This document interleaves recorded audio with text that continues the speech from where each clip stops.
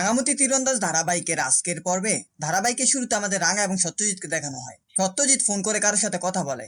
এরপর সত্যজিৎ রাঙাকে বলে, রাঙা একটা ভালো খবর আছে, আমরা ওদেরকে জিজ্ঞেস করেছিলাম একলব্যকে ব্ল্যাকমেল করেছে কিনা। তোমাদের বাড়ির সামনে যে আন্ডার কনস্ট্রাকশন বিল্ডিংটা আছে ওখানে 3জন স্নাইপারকে পাওয়া গেছে।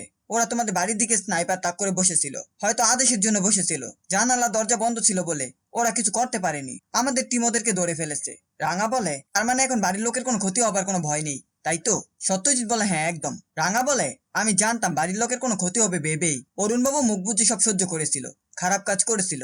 অরুণবাবু তো খারাপ কাজ করার লোক নয়, ও তো একজন সৎ মানুষ, ও খারাপ কাজ কেন করবে? এখন ওই মেয়েগুলোকে একবার সামনে পাই, একটা মেয়েকে তো পায়ে তীর মেরে ফুটো করে দিয়েছি, আর একটা মেয়ে আছে না যার কথা তুই বলছিলি, ওকে পেলে তীর মেলে ফালা করে দিব। পরবর্তী সিনে আমাদের গুন্ডাদের লিডার এবং তার বোনকে দেখানো হয়। গুন্ডাদের লিডার একলব্যকে বলে, আমার বোনের কিছু হবে না, 10 মিনিট এখানে থাকবো, তারপর আমরা চলে যাব। একলব্য বলে, আপনি বুঝতে পারছেন না, ওকে এভাবে ফেলে রাখলে অনেক বড় ক্ষতি হয়ে যাবে।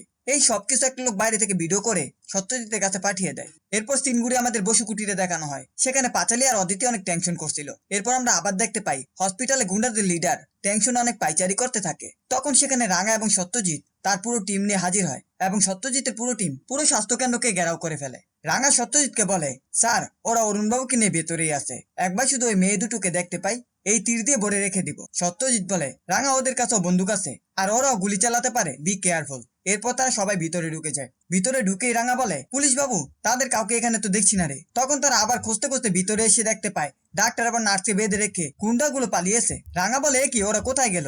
সত্যজিৎ তার ফোর্সকে পুরো বাড়িটা খুঁজে দেখতে বলে এবং সে ডাক্তারের মুখের বাঁধন খুলে দেয়। তখন একটা লোক সত্যজিৎকে বলে, আমি পারলাম না ওদেরকে ধরতে, আমি ভিডিও করে আপনাকে পাঠিয়ে দিয়েছিলাম, ওরা আমাদেরকে দেখে ফেলেছে আর আমাদেরকে বেঁধে রেখে ওরা পালিয়েছে। এরপর সে পুরো ঘটনা সত্যজিৎকে বলতে থাকে।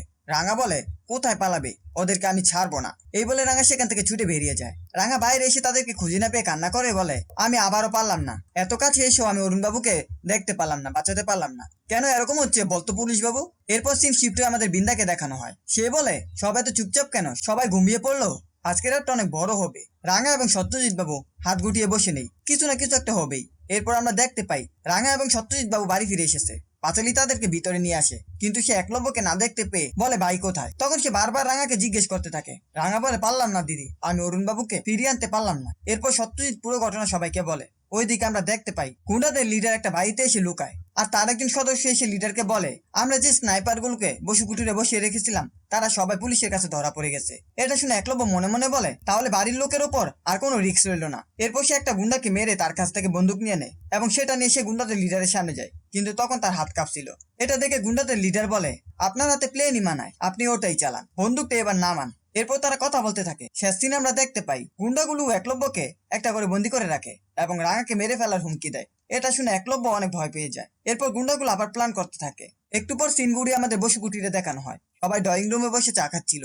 তখন সাত্তুকি এসে টিভি চালায় এবং সভ্য বলে, এত সকালে টিভি কেন চালাচ্ছি? তখন তারা খবরটা দেখতে পায় অয়ন পুলিশের সামনে তার বয়ান দিচ্ছে, যা শুনে সবাই অবাক হয়ে যায়। এই ছিল রাঙামতি তীরন্দাজ ধারাবাহিকের আজকের আপডেট। ভিডিওটি ভালো লাগলে চ্যানেলটিকে সাবস্ক্রাইব করে পাশে থাকা বেল আইকনটি অন করে দিন।